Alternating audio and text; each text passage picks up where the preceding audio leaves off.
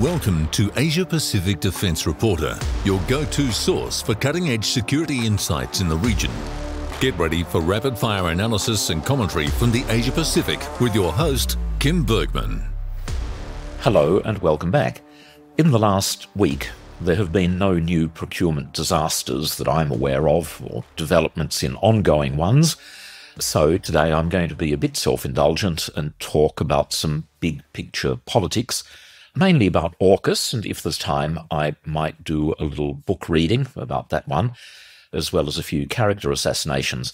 I'll also say a bit more about South Korea and how there seem to be a number of opportunities for cooperation, military cooperation, that I touched on last time, something that would be hugely to Australia's advantage, but again, we seem to be sleepwalking away in the opposite direction. I'll hopefully come back to that.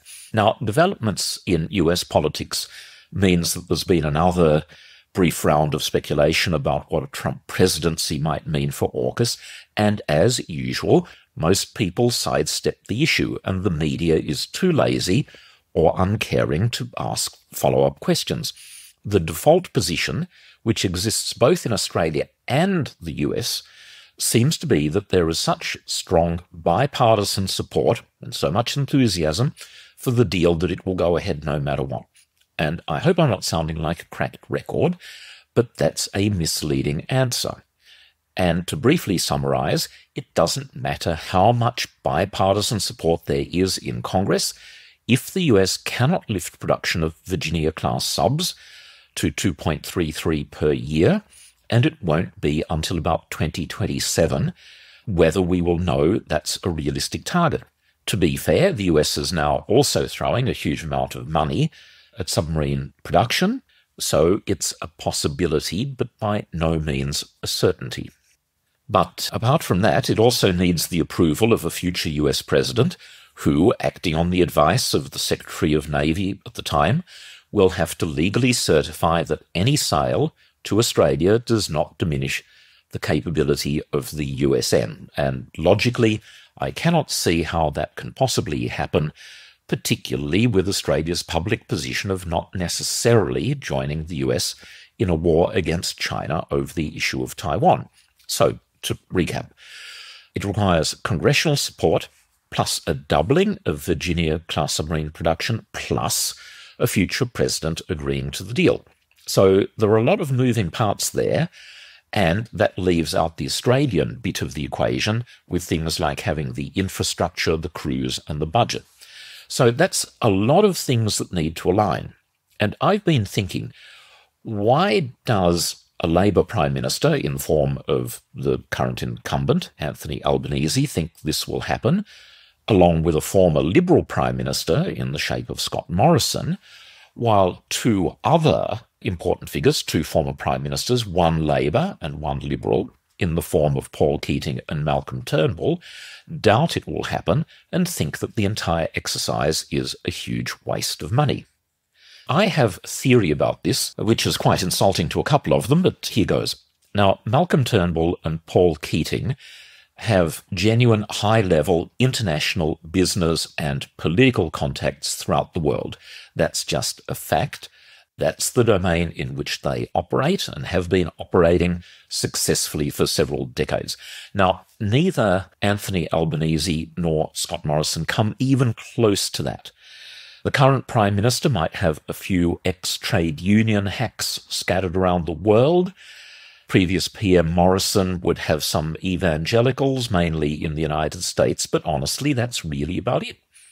Neither of them have any particular interest in foreign policy that I've been able to detect, or for that matter, much of a head for business. Now, the CVs of both Paul Keating and Malcolm Turnbull tell a totally different story. And I think their strong business backgrounds, compared with Morrison and Albanese, might explain a lot. In business, successful companies put a lot of time and effort into managing risk, and a lot of research is done, information gathering and analysis. Now, there are some exceptions, but they usually explain why some companies fail or just are not that good at what they do.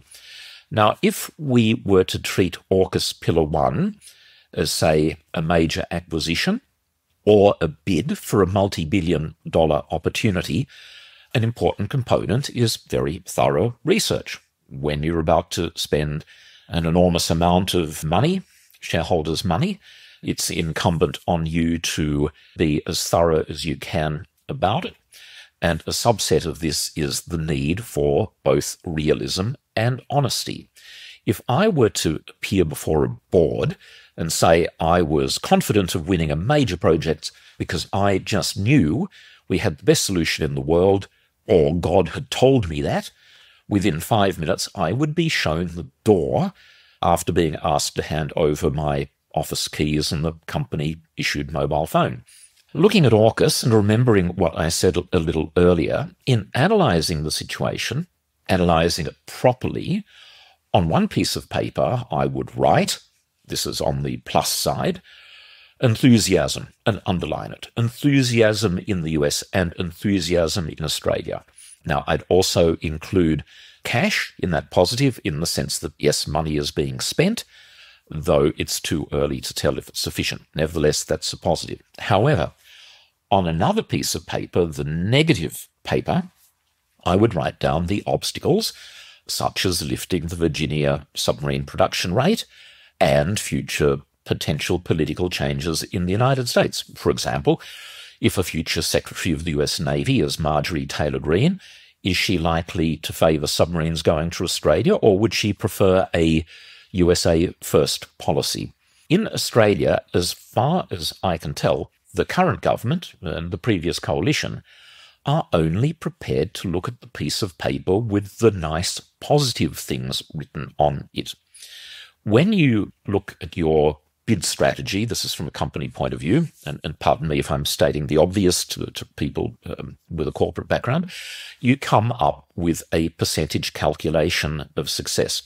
You're about to commit to a process that is going to cost millions of dollars, sometimes many millions of dollars, and just as importantly, more importantly in some cases, take up the time of some of your best and brightest people.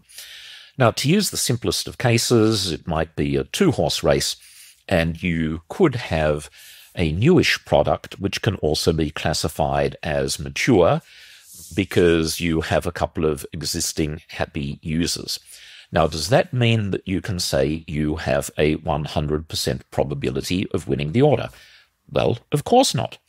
Your competitor might have a far lower cost of production, and if you are being honest, which is the only proper way to approach these things, you calculate that they are going to have, let's say, a 20% price advantage. That's bad enough. But then you find out subsequently that the customer has just started experiencing horrendous budget problems, and so when you put all of that together, your probability of success has just dropped from 60% to 30%. I see no evidence that even this sort of most crude basic analysis has been applied to AUKUS Pillar One. And the second part of it, the UK-designed, Australian-built submarines, I'll deal with in a future podcast, but that also has a number of problems with it. A year ago, my guess, and it is a guess since I don't have access to a lot of critical information, is that the delivery on time of 2 second-hand Virginia-class submarines was around 50%. Today, I'd say it's ticked up maybe to 60% for the extra money that's being tipped in and a few other factors. But if Donald Trump is elected in November, once the structure of that government becomes known, probably by mid-2025, the percentage might drop down to 30%. Or it might go up to 70%, but for sure it won't be 100%. And this is hence my belief that under these circumstances, giving the US $4.7 billion with no refund clause is close to being criminally stupid. And a similar amount going to the UK, only slightly less so. But also in business, it's not only about winning, sometimes you also have to calculate that an opportunity is not worth the risk. And I remember once being hauled in front of a rather unpleasant chief financial officer who hit me with the question, what had I won in the last couple of years? I was in a business development role, and the answer was nothing. And to which I knew that I was about to receive a few sarcastic comments, and I said, I haven't won anything, but I can assure you I've stopped the company wasting about 30 million on a couple of hopeless bids, and if my advice had been followed, we would not right now be wasting another 20 million on a completely hopeless undertaking. This, by the way, was regarding the sale of a particular class of guided weapons. Anyway, I was just getting into my stride about saving the company money. He interrupted me, put up his hand, said, okay, you've made your point. Your job is safe for now. Now, a quick historic reflection on meeting Anthony Albanese. This was in the time of the Rudd-Gillard years when he was Minister for Transport and Infrastructure. I can't even remember the function that we were attending, but this was about at a time when the very fast train was being discussed. And one of the huge cost drivers was getting the final 20 kilometres to Central Railway in Sydney because of all of the tunnelling involved. Anyway, I started chatting with him and I said, look, why not halve the cost of the project and speed it up by, rather than having the terminal right smack in the middle of the CBD, why don't you do it at Badgerys Creek to coincide with the international airport, or even Parramatta, which is, if you like, the geographical and population centre of Sydney? And the response was, nah, mate, people aren't interested in that, at which he turned his back on me and walked away. Now, don't get me wrong, I am not very important in the scheme of things, and I do know that ministers can get a little bit irritated because many people often have ideas about their portfolio, but, it just comes with the job. Anyway, I felt like saying to the back of his head with this, no, mate, people aren't interested in that. Oh, I see. So you've spoken with all 15 million Australian commuters, have you? You've done some sort of extensive research into this? It's been studied? No, of course it hadn't been. It was a comment just based on an assumption that was completely evidence-free. Returning to my main point, I very much suspect that Malcolm Turnbull and Paul Keating have a good instinctive understanding of many of the pitfalls and obstacles ahead, while lesser figures such as the current Prime Minister, Defence Minister Richard Marles, former Prime Minister Scott Morrison, don't have a clue, and they don't really care. After all, it's much easier to jump on this particular bandwagon than it is to sit down and apply some critical analysis to what's going on. And by the way, this unhealthy situation, I think, is getting worse. And the umbrella group, the Submarine Institute of Australia, some of you may read their material, they have a weekly bulletin that is meant to be a compilation of submarine-related articles. About 6 months ago, they stopped running my stuff, I think, because it was critical, or at least raised questions about AUKUS. Initially, they said it was a search engine problem, so instead I've sent material directly. No, it doesn't get run. Also, in the current edition of APDR, I encourage everyone to have a read. I asked about 45 companies to contribute their views about AUKUS, and only about 10 did, way less than at first I was expecting. I'd encourage people to have a read of those, very interesting. And as for those who didn't, I'm not going to name them, that's entirely up to them, but several let me know privately that they were thinking of putting together a submission expressing their lack of enthusiasm for AUKUS, but they didn't want to say so publicly out of fear of retaliation and retribution. This is the climate that, unfortunately, we're living in. Speaking of other private views, and I've delayed telling this anecdote so that the person can't be identified, but I was speaking with a former service chief, let's say in the last 12 months, and they volunteered the comment they almost hoped Trump was elected to put an end to the nonsense of AUKUS Pillar One. In their view, when Australia has 4 or 5 Virginia-class submarines based here from 2027, that's what the rotational force is, it's the permanent basing of 4 or 5 Virginia-class submarines, then our security would have been enhanced. This goes with the B-52 nuclear-capable bombers at Tyndall and the semi-permanent presence of Marines in Darwin. And the view was that cancelling AUKUS actually means that we would get out of it fairly cheaply, and in national security terms, we will have already gained the most important things in this. Anyway, they weren't prepared to make that comment publicly because, again, we have a culture that if anyone speaks out, they are instantly bagged as being out of touch rather than having their views respected.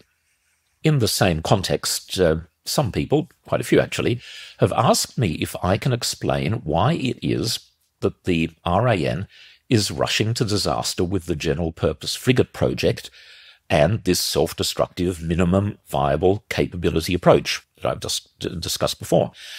If this is not substantially altered, it will seriously degrade the capability of the RAN, so why are they doing it to themselves? Now, my best guess is it's something I now call the AUKUS effect. Other people in Navy are watching with envy as Vice Admiral Jonathan Meade now has a semi-independent team of 700 people and growing, is travelling around the world and dealing with high-level people in the US and the UK. This has all come about because of an inherently political decision of the previous government, reinforced by the current one, of a top-down approach with no needs analysis and no public discussion. Put simply, the new way to professional glory and your own empire is to do whatever the government of the day tells you to do, no matter how idiotic. Anyway, it's just a theory, so if people have different views or other explanations, please let me know. Okay, now briefly back to the Republic of Korea, and at the conference that I mentioned last time that I had the pleasure of addressing, I collected a lot of documents and I've been going through those. And one of the really interesting ones, it's a booklet, about 70 pages, called Navy Sea Ghost General Development Plan, public version, produced by the Republic of Korea Navy. And it provides a lot of information about what Korea is doing in the uninhabited space and manned, unmanned teaming arrangements. They have a number of projects underway, starting at the smaller, modest end of the range, going right up to, and I'm looking now at page 54 of the book, the Smart Destroyer concept and the Unmanned Assets Command and Control Ship. The Smart Destroyer, again, uncrewed, that's upcoming in the late 2030s. Knowing Korea as I do, when they release a document like this, it's with the intention of getting it done. The country, in military terms, has a stellar record of achieving all of its goals. Now, an important part of Australia's future Navy are 6 optionally crewed ships. Apparently they don't yet exist. They are being developed in the United States and something will be available. So once again, here's my idea. Rather than just sitting on our backside, staring into space, waiting for the US to come up with something that might or might not suit us and which we will be buying, presumably FMS, why not embark on a co-development of something very similar with Korea? And I can assure you it will be a very high-performance product, very high-quality development, and it will be at an affordable cost, and it will also have the very strong possibility of Australian industry content. Anyway, that's all I've got time for this week coming up. I'll be at an important naval conference and exhibition in Perth, and I imagine that will be the focus of the next podcast. As always, thank you for listening. Goodbye for now, and see you next time. That's today's Asia-Pacific Defence Reporter. For more in-depth articles, expert opinions and exclusive interviews, visit AsiaPacificDefenceReporter.com. Stay informed, stay ahead. This is your source for all things defence. Until next time.